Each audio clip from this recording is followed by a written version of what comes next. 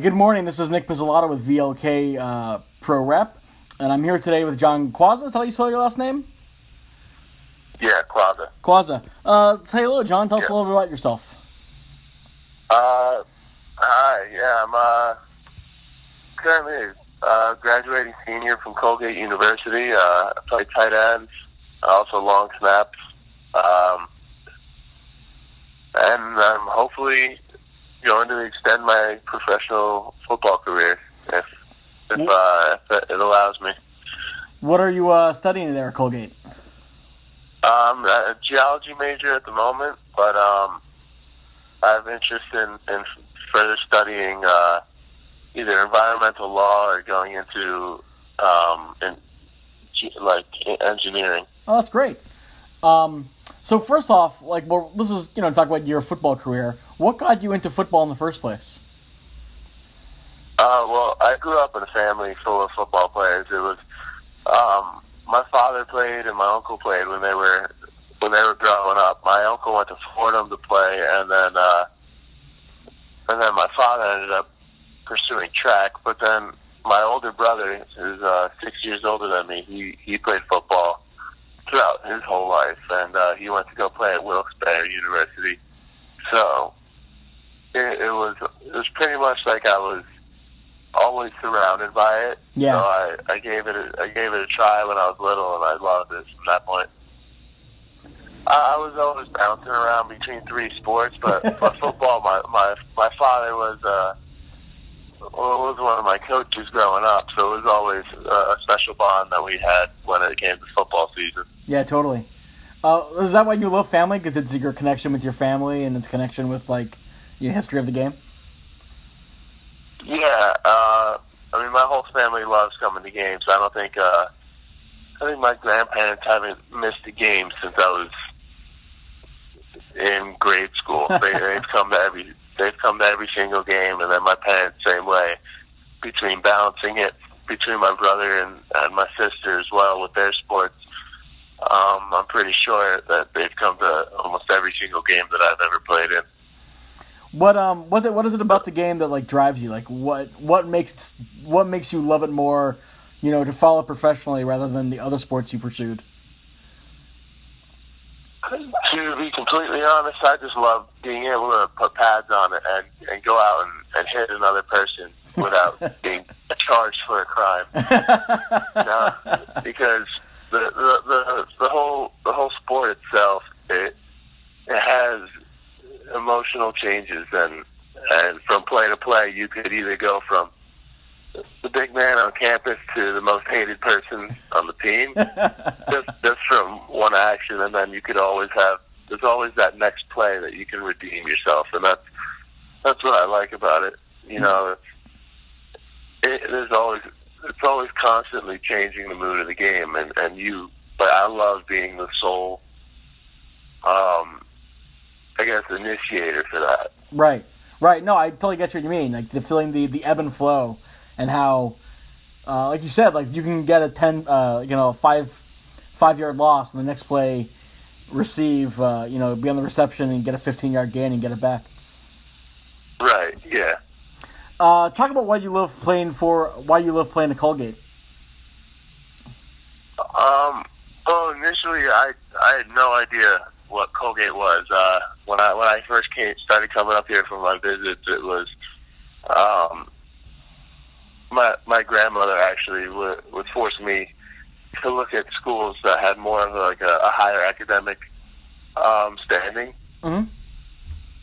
So when I came up here, I started to talk with a bunch of former players and the coaches around here, saying that this for being a smart school, there's a bunch of good players here, because when I was coming up, Nate Eaches was just leaving, so there was already former pro prospects in the school system itself. And then growing up, I knew Gavin McCarney, who was an All-American quarterback here when I first got here.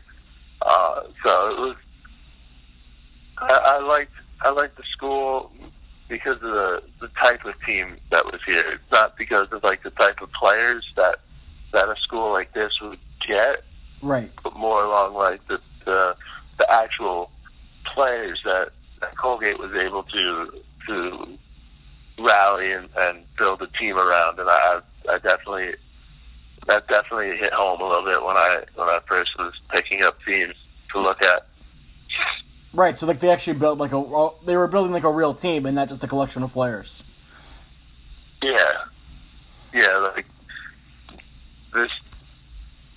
No matter how good or bad a person was, like the team that was built here was like the chemistry that's built upon a team here is completely different than what you see at some other schools, and that's just because we all become great friends throughout the whole process, and it makes it a lot easier to fight for the person next to you on the field.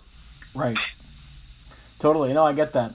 What kind of football do you play at Colgate? Like, what's the style? Like, how did you fill it into that offense? Well, when I first got here, it was a run first offense. It was a lot of read option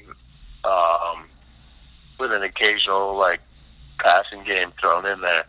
But as I emerged myself, and then when Jake Melville last year got hurt during my junior year, it turned more into a passing offense in order to fit for our backup quarterback. So then when Jake came back this year, he's a great running quarterback, but he also can throw the ball around. So we definitely went from run heavy offense in the beginning of my career to a nice balanced attack when I was a senior. It's just you just have to tap into everybody's abilities. You know, we had a bunch of great receivers, and I think it was 3 or 4 great running backs at the time. So you always want to put the ball in the playmaker's hands. So we ended up having to balance out our attack rather than sit there and grind and chip off 4 yards at a time like most teams do. Right. Totally.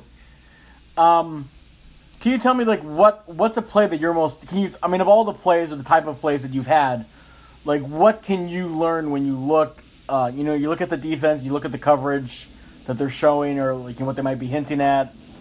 How do you recognize how the best way for you to help out the team when you're looking at pre-snap and even after the snap what the defense is doing? Mainly, it changes the way I run my route. Whether they play a specific zone coverage or they're playing man coverage. I know for an example at Princeton they couldn't really stop our run pass option where I would run a little I guess it's like a little dump pass. Yep. And their excuse, they changed the way their defense is playing and brought their opposite side safety to come cover me. And as soon as I recognized that, I turned to the quarterback like pre-snap and I patted myself on the chest, which gave me like a signal that I was kind of going rogue. I was doing my own thing. So instead of running my little 5 to 6 yards,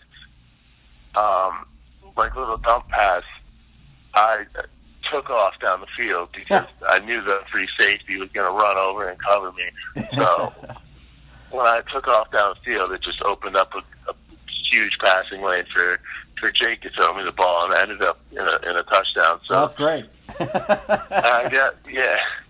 I guess my pre-snap reads are more along the lines like, what have they been doing the past few plays? Whose eyes are locked on mine, and who am I going to have to beat in order to get to the end zone? Yeah. Can you talk about like a mistake you've made on the field and a tough situation? Maybe not mistake. That might be a harsh word. But how you learned from that and were able to not make the same mistake again. Well, like I said before, when I was younger, we had an All-American quarterback named Gavin McCarney, and I believe it was my sophomore year. I was in line blocking for a pass play, and my guy ended up getting outside of me, and him and I guess a linebacker that came running upfield as Gavin rolled out. They both hit him, and then they cut his forehead. So seeing him like bleeding right there, you kind of sit there and you're like, "Oh crap! It was all my fault. Oh my god, what am I gonna do?" Yeah. And then so like, I mean, he ended up being fine, patching it up, and then playing the rest of the game. But there was not a moment left in my career where I let somebody sprint after a quarterback like that, especially now with Jake. Like there was no, I'd rather drag behind the guy holding onto his hips before letting him touch a quarterback. Don't let that happen again. I'll take the penalty. Yeah. What's the best football advice you've ever been given? That one's tough. I mean, it had to come when I was in Little League. I guess honestly, whatever. Every time I like when I used to play running back in Little League or receiver or something, and or like when I was on the other side of the ball playing linebacker, I constantly remember my dad when he was my coach just saying, "Run your feet, run your feet, run your feet. Stay low, run your feet." Yeah. So, I guess this is more for taller guys playing because I'm 6'6".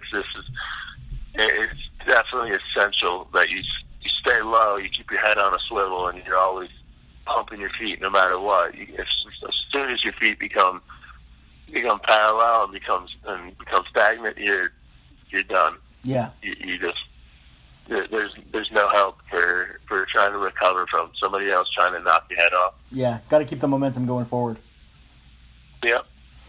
What's the best off the field advice you've ever been given? I guess just that the hard work will pay off. It has its reasons. Like right now, I'm going through finishing on my major, handing in a thesis, and all that like tough work. Yeah. And I always get a call or a text from somebody in my family, mostly like my grandparents, saying like, you're struggling now, but it'll all pay off in the end. Yeah. So it's always good to think about like. It's always nice to hear like a success story from them saying that like it all has its purpose in your life.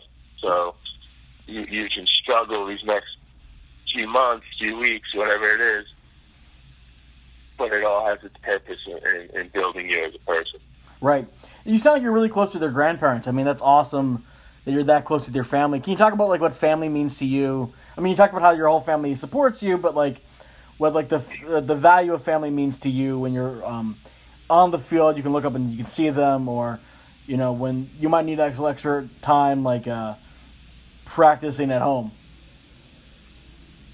Yeah, I mean, my family has been there every step of the way in my life since I was a 4-year-old t-ball player. They've come to every. There's always been one person in my family that comes to every single game. So I know it was hard balancing out because I have 2 cousins that played sports, and then my brother and sister who are older than me also played. So I was kind of like the last one to go through the ranks. But they still showed up. Yeah, I mean, they were always there no matter what. I mean, we had games here that were. I had a game in Colorado while we played Air Force. Game in Indiana while we played Ball State. We also had a game out in Texas when we played Sam Houston. Like every single game they were there, and it's just it brings back all the memories of the late nights that either I would spend working on baseball with my grandfather during the summer, or shooting with my dad for basketball, or in our garage working out with my brother for football and all that. Yeah.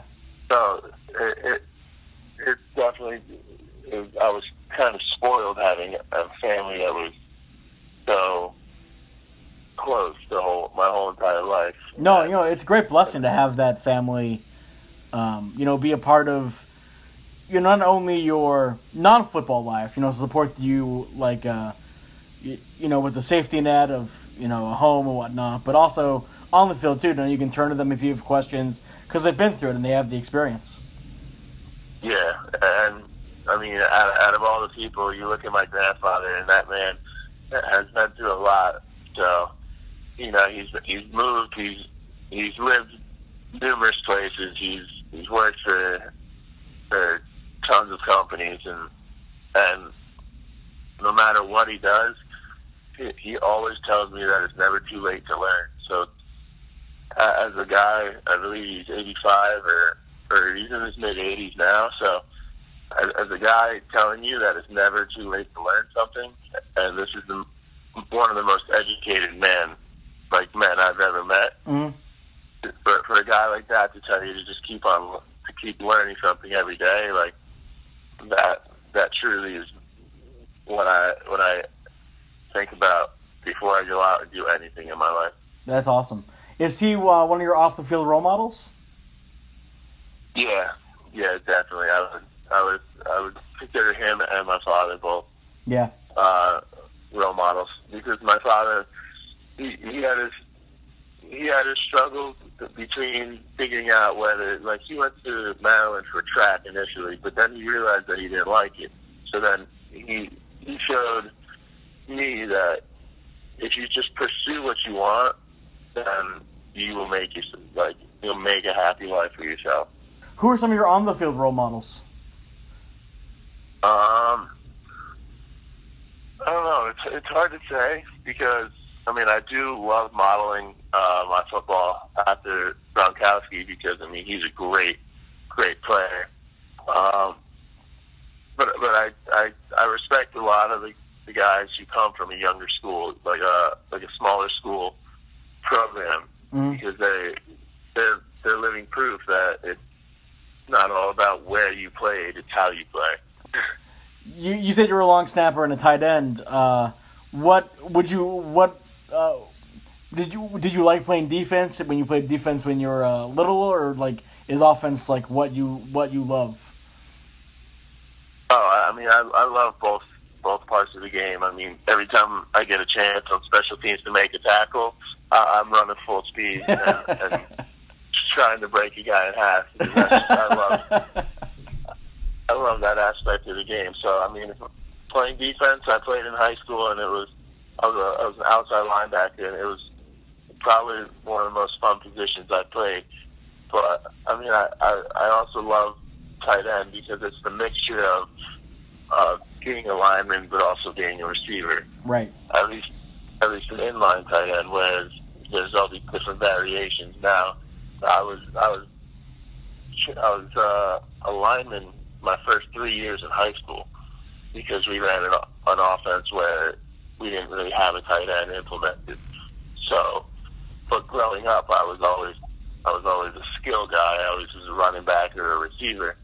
What makes you a great NFL? What makes you an NFL prospect? Like, why should teams look at you when they're looking at filling positions? Well, I mean, although I'm from a smaller school, I have been able to produce against teams of higher caliber. As you see, like we've had competition against Air Force, Navy, Ball State. We played James Madison, and we played UNH. We played Sam Houston State. Like there are teams that we have played, and I've had success against. So I don't see how the strength of competition would ever come into play. But when trying to sell myself on a team, I mean, I I learn offenses very quickly. I learn the system of everything, I guess, like reading defensively. I learned that system very quickly. I know how to read coverages. I can feel the tendencies of a defensive end, like whether he's going to try to block me, he's going to try to come into me, he's going to try to go into inside gap, outside gap, whatever it is for my best release. I know how to create separation, even though I'm not running a 4-5 like most receivers are. Yeah. And I have very, very sure hands. Like there was never really a problem with me catching a ball, and I associate that with my basketball and baseball growing up. Like you're always constantly catching and throwing a ball around, so you have that instinct to make a catch, and I feel that like selling myself on a team that I'm a very versatile player, so I can play on every special teams. I've played multiple positions on special teams. Like I think I was counting the other day alone, the only positions that I haven't played on punt were the gunners and punter. Yeah. So I've played everything else on punt. I've played multiple positions on kickoff, kick return, field goal. Like I have a knack for picking up a position quickly and doing well in it. So that's something that teams should take into consideration when looking at a guy who might not be your number one tight end like Gronkowski, but he'd be more of like a support guy in the first year or so. Yeah. Well, that's awesome. Hey, John, I want to thank you so much for sitting down with me today. I appreciate the time. Yeah, thanks for having me. You bet.